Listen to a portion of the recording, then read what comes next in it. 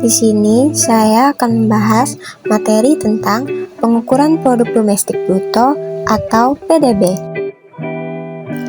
Adapun pokok pembahasan yang akan dibahas adalah pengertian PDB, metode pengukuran PDB, faktor penting lainnya dalam pengukuran PDB, kelebihan dan kekurangan dari pengukuran PDB. PDB adalah singkatan dari produk domestik bruto.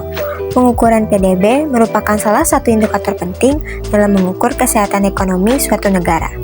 PDB mengukur total nilai semua barang dan jasa yang dihasilkan dalam batas wilayah suatu negara selama periode tertentu, biasanya dalam setahun. Adapun metode pengukuran PDB adalah yang pertama, metode pengeluaran. Pengukuran PDB ini berdasarkan total pengeluaran yang terjadi dalam perekonomian. Metode ini melibatkan pengukuran konsumsi rumah tangga, investasi bisnis, pengeluaran pemerintah, dan jumlah ekspor dikurangi impor. Rumus umum untuk mengukur PDB dengan pendekatan pengeluaran adalah PDB sama dengan konsumsi rumah tangga ditambah investasi, ditambah pengeluaran pemerintah, ditambah ekspor dikurang impor. Metode yang kedua adalah metode pendapatan. Pengukuran ini mengukur PDB berdasarkan total pendapatan yang dihasilkan oleh faktor produksi dalam perekonomian. Metode ini melibatkan pengukuran gaji dan upah pekerja, keuntungan bisnis, pendapatan dari sewa, dan pendapatan dari sektor keuangan. Rumus umum untuk mengukur PDB dengan pendekatan pendapatan adalah PDB sama dengan gaji dan upah ditambah keuntungan bisnis, ditambah pendapatan dari sewa, ditambah pendapatan dari sektor keuangan. Metode yang ketiga adalah metode produksi. Pengukuran ini mengukur PDB berdasarkan nilai tambah yang dihasilkan oleh semua sektor ekonomi. Metode ini melibatkan pengukuran produksi bruto dari setiap sektor ekonomi dikurangi dengan nilai produksi antar sektor. Rumus untuk mengukur PDB dengan pendekatan produksi adalah PDB sama dengan nilai tambah bruto sektor 1 ditambah nilai tambah bruto sektor 2 ditambah nilai tambah bruto sektor N. Terdapat faktor penting lainnya dalam pengukuran PDB. Yang pertama, perhitungan nilai tambah. Nilai tambah adalah selisih antara produksi dan nilai konsumsi barang dan jasa antar sektor. Hal ini penting untuk menghindari perhitungan ganda dalam pengukuran PDB. Kedua, penyesuaian inflasi. Untuk membandingkan data PDB dari tahun ke tahun, perlu dilakukan penyesuaian inflasi.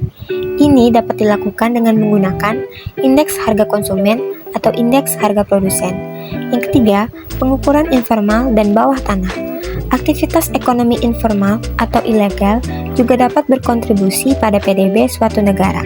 Oleh karena itu, diperlukan upaya untuk memperkirakan dan mengatur nilai ekonomi dari sektor-sektor ini. Yang keempat, ada data statistik. Pengukuran PDB memerlukan data statistik yang akurat dan dapat diandalkan. Oleh karena itu, lembaga statistik pemerintah memainkan peran penting. Selain itu, PDB juga memiliki kelebihan, yaitu PDB mencakup semua sektor ekonomi suatu negara, termasuk industri, pertanian, jasa, dan sektor informal. Ini memberikan gambaran yang komprehensif tentang kegiatan ekonomi suatu negara. PDB merupakan indikator umum yang digunakan untuk mengukur pertumbuhan ekonomi suatu negara dari waktu ke waktu. Pertumbuhan PDB yang positif menunjukkan ekspansi ekonomi, sedangkan pertumbuhan yang negatif menandakan resesi. PDB memungkinkan perbandingan ekonomi antara negara-negara yang berbeda. Ini memungkinkan analisis perbandingan kinerja ekonomi dan perkembangan antara negara-negara yang berbeda. PDB digunakan oleh pemerintah dan lembaga kebijakan untuk merencanakan kebijakan ekonomi, mengalokasikan sumber daya, dan mengevaluasi efektivitas kebijakan ekonomi yang ada. Adapun kekurangan dari pengukuran PDB ini adalah PDB hanya mengukur aktivitas ekonomi dalam hal nilai moneter, tanpa mempertimbangkan faktor-faktor sosial dan dampak lingkungan dari kegiatan ekonomi. Hal ini dapat menyebabkan penilaian yang tidak lengkap terhadap keberlanjutan dan kesejahteraan masyarakat. PDB tidak memberikan informasi tentang distribusi pendapatan di dalam suatu negara. Meskipun PDB dapat meningkat, tetapi jika pertumbuhan tersebut tidak merata, maka kesenjangan pendapatan bisa semakin besar. PDB biasanya sulit mengukur dengan akurat sektor informal, seperti pekerjaan rumah tangga yang tidak dihargai secara ekonomi. Hal ini dapat menyebabkan pemahaman yang tidak lengkap tentang kegiatan ekonomi di suatu negara. PDB tidak memberikan gambaran tentang faktor-faktor seperti kualitas pendidikan, kualitas pelayanan kesehatan, tingkat kebahagiaan, atau kualitas lingkungan hidup.